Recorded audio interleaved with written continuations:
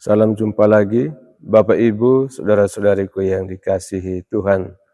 Kita masuki hari baru, Minggu 16 Februari 2025, Minggu biasa yang ke-6. Kita diajak untuk merenungkan sabda Tuhan yang menjadi inspirasi bagi perjalanan ziarah iman kita. Dalam nama Bapa dan Putra dan Roh Kudus. Amin. Tuhan bersamamu. Inilah Injil suci menurut Lukas. Dimuliakanlah Tuhan. Sekali peristiwa, Yesus turun dari sebuah bukit bersama dengan ke-12 rasul dan berhenti pada satu tempat yang datar. Di situ berkumpul sejumlah besar murid-muridnya dan banyak orang lain yang datang dari seluruh Yudea dan dari Yerusalem, serta dari daerah pantai Tirus dan Sidon.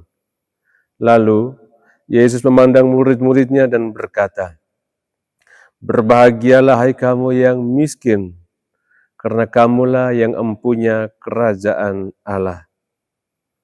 Berbahagialah hai kamu yang sekarang ini lapar, karena kamu akan dipuaskan. Berbahagialah hai kamu yang sekarang ini menangis, karena kamu akan tertawa. Berbahagialah kamu jika kamu dibenci, dikucilkan, dan namamu dicela, serta ditolak demi Putra Manusia. Bersukacitalah pada waktu itu dan bergembiralah, sebab sesungguhnya upahmu besar di surga. Karena demikian juga nenek moyang mereka telah memperlakukan para nabi. Tetapi celakalah kamu, hai kamu yang kaya, karena dalam kekayaanmu kamu telah memperoleh penghiburanmu. Celakalah kamu yang sekarang ini kenyang, karena kamu akan lapar.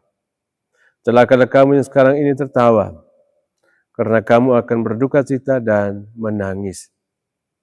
Celakalah kamu jika semua orang memuji kamu, karena demikian juga nenek moyang mereka telah memperlakukan nabi-nabi palsu." Demikianlah sabda Tuhan. Terpujilah Kristus. Bapak Ibu, saudara-saudariku, orang muda serta anak-anak yang dikasihi Tuhan. Hari ini, dalam bacaan Injil, Tuhan Yesus memberikan pengajaran yang sangat tegas dan amat menantang. Dalam sabda bahagia, Tuhan Yesus menyebutkan bahwa orang yang miskin, orang yang lapar, yang sedang menangis, dan yang dianiaya, itu adalah mereka yang berbahagia. Sebaliknya, mereka yang kaya, yang kenyang, yang tertawa, dan yang dipuji banyak orang, justru diperingatkan dengan kata, celakalah. Jika kita mengikuti pola pikir dunia, mungkin kita akan bertanya-tanya, bagaimana mungkin kemiskinan, penderitaan, dan tangisan bisa membawa kebahagiaan? Bukankah seharusnya kekayaan, kenyamanan, dan pujian dari orang lain itulah yang membuat kita bahagia? Kita kemudian bisa katakan bahwa ini adalah sebuah keindahan dari ajaran Tuhan Yesus.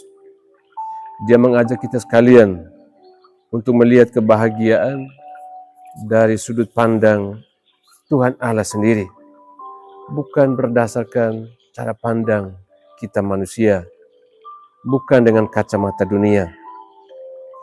Bapak Ibu, saudara-saudari, orang muda serta anak-anak yang dikasihi Tuhan.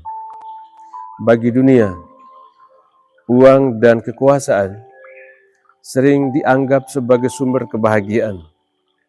Tetapi kita bertanya, apakah memang benar demikian? Banyak orang kaya yang tetap merasa masih kurang, bahkan merasa kosong, atau tidak punya apa-apa, maka akan terus mencari dengan penuh kecemasan. Selain itu, orang kaya akan selalu cemas dan takut Jangan sampai harta kekayaannya dicuri orang, maka akan selalu berjuang mencarikan gembok dengan ukuran yang semakin besar untuk kenyamanan harta bendanya di gudang, seiring dengan meningkatnya harta yang dimiliki, lalu sampai pada suatu titik di mana dia tidak dapat menemukan lagi gembok dengan ukuran yang paling dia butuhkan, yang paling besar itu, maka si kaya akan tidak bisa tidur karena menjaganya dengan penuh kecemasan yang dapat saja membawa dia pada sakit fisiknya, kemudian stres, lalu stroke, dan akhirnya mati dalam suasana batin yang juga tidak nyaman.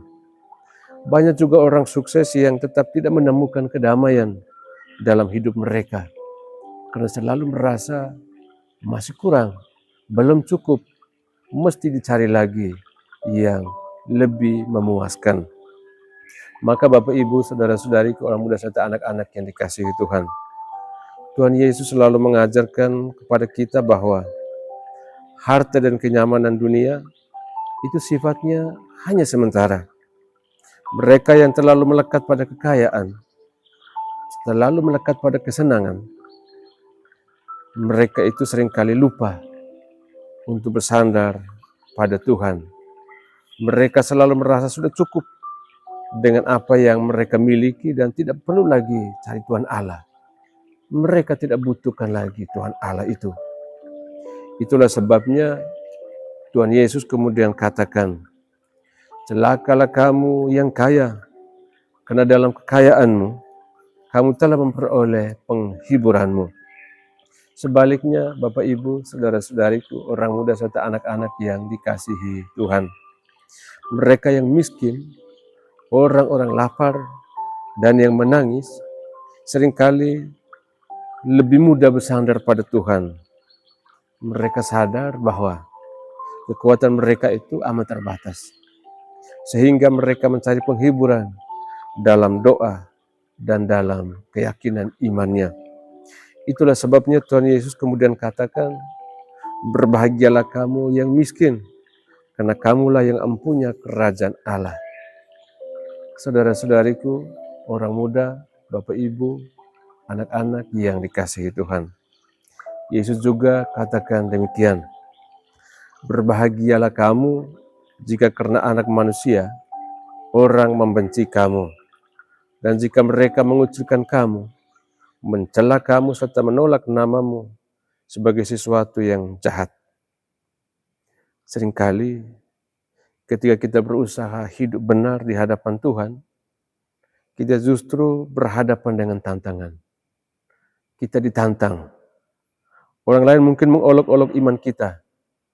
Mungkin saja mereka itu meremehkan kebaikan yang kita lakukan, atau bahkan menjauhi kita karena kita tidak mengikuti arus dunia yang menjerumuskan manusia itu.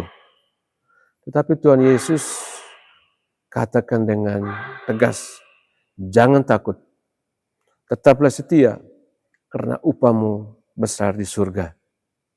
Dunia mungkin menolak kita, tetapi Tuhan tidak pernah meninggalkan kita. Dia melihat setiap usaha kita untuk hidup dalam kasih dan kebenaran. Sama saudaraku yang dikasihi Tuhan, hari ini Tuhan Yesus mengajarkan bahwa ada dua jalan dalam kehidupan kita di dunia ini. Yang pertama, jalan kebahagiaan sejati, yaitu jalan yang mungkin saja sulit, penuh pengorbanan, tetapi membawa kita semakin dekat kepada Tuhan dan juga membawa kita kepada kehidupan kekal. Jalan yang kedua adalah jalan kebahagiaan palsu, yaitu jalan yang mungkin saja terlihat menyenangkan, penuh kesenangan dunia, tetapi menjauhkan kita dari Tuhan. Padahal kebahagiaan sejati itu mesti ditemukan dalam Tuhan. Lalu saudara-saudariku dikasihi Tuhan, mana yang kita pilih? Jika kita memilih untuk hidup dalam iman, dalam pengharapan dan kasih, kita mungkin akan menghadapi tantangan. Tetapi Yesus berjanji, bahwa kehidupan sejati ada dalam persatuan dengannya sendiri, dengan Tuhan. Dan akhirnya, marilah Bapak Ibu Saudara-saudariku dikasihi dalam Tuhan, kita bertanya ke dalam masing-masing pribadi kita, apakah kita terlalu melekat pada harta dunia sehingga kita lupa mencari Tuhan? Apakah kita tetap setia kepada Tuhan meskipun menghadapi macam-macam kesulitan? Apakah kita hidup untuk mencari pujian manusia ataukah mau mencari kehendak Tuhan? Semoga kita selalu memilih jalan kebahagiaan sejati, hidup dalam kasih, dalam kerendahan hati, dan kepercayaan yang penuh kepada Tuhan yang kita imani, yang akan membawa kebahagiaan yang sejati buat kita sekalian. Amin. Tuhan bersamamu. Semoga kita sekalian, semua mereka yang kita kenangkan dalam doa-doa kita, dan usaha-usaha kita senantiasa dilindungi, dibimbing dan diberkati oleh Allah yang Maha Kuasa, Bapa dan Putra dan Roh Kudus. Amin.